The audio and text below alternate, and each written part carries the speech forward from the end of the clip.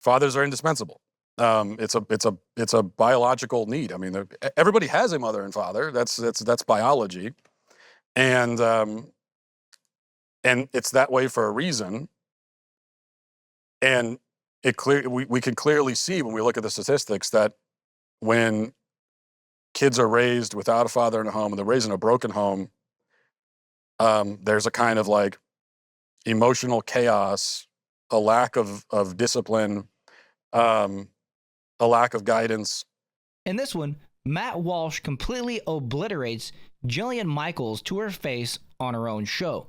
I don't want to give away too much, so let's go ahead and just get it started. And I have 4 boys myself. Gosh, I didn't know Right. that. 4 boys and It's 2. a busy house. Yeah, and 2 girls. So I have 6 kids.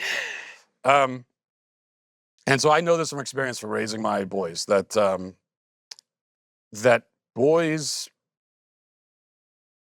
they're boys, they're children, and they don't know how to grow into men. That's not something that you're born just knowing. It's not innate.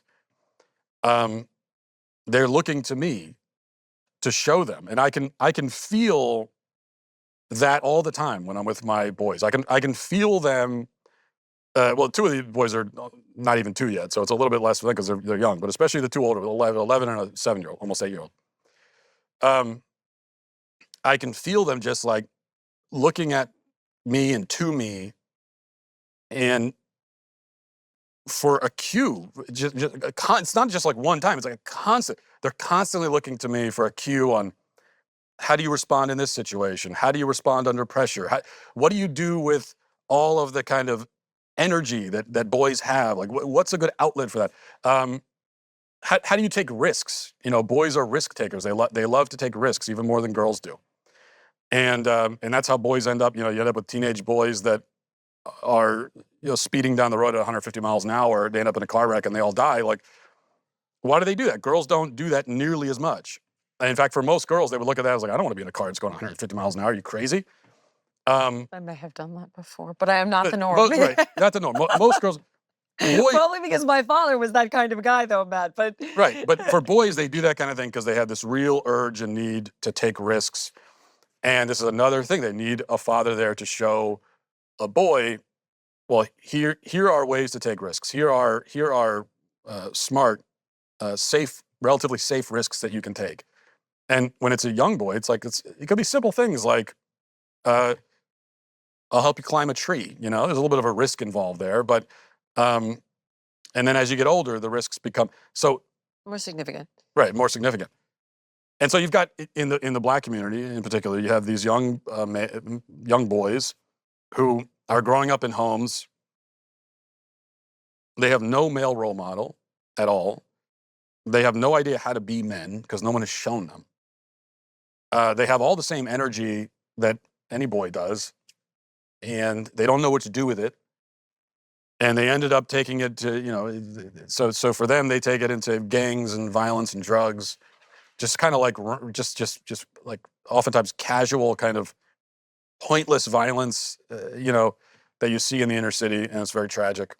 A father in a home is not a definite guard against that. I mean, it could still happen, but if you have a father, I think the boy has a much better chance of becoming a man, because again, he has a man that he can look to say, I'm going to model myself after that man because I respect him and he's here for me. He's here every day, and I'm going to, you know, pick up on every little thing he does. And so that's the solution. Like you have to raise your kids. You have to be there for your kids. All right, I want to push back on you a little bit. So I do agree with you about the importance of fathers. I'm not even going to deny that. I understand the psychology of it. I agree with you. That said, not everybody gets the perfect father. Some people get the opposite of a perfect father. Some stray couples, white, black, the father's not present. And it segues me into an area where we don't agree on things. And I think it's important to show people that we can still have a civilized conversation about the things we don't agree on. And I understand how you feel about gay marriage. I think I do. And it seems to me that it's somewhat of an existential threat to something that you hold very dear. Am I right in presuming that? Uh, yeah, I think I would agree with that Okay. characterization. Okay.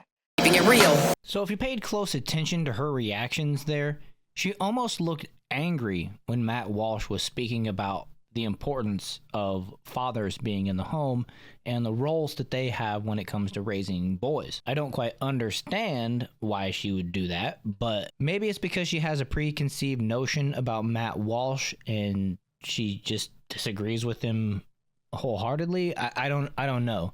But I can tell you, speaking from my own experience, that my father played a huge role in me being who I am today, but not only him. I had uncles that were in my life. I had a stepfather that was in my life. And, all of them combined showed me different methods to becoming a man and how that they did it themselves. And there's not just one way that you get it done. There's multiple ways, and, there's obvious wrong ways. And not only that, you can also learn from observing a person who did it wrong. A lot of people grow up with parents that smoke cigarettes or something, and then they don't grow up and smoke cigarettes. They see that that's something that I don't want to do, and they use that as an example. And taking it a step further, I think that men being at home have a big role in raising their daughters. It's important for a father to show his daughters what a real man is, so they know what to look for when they're looking for a partner when they grow up.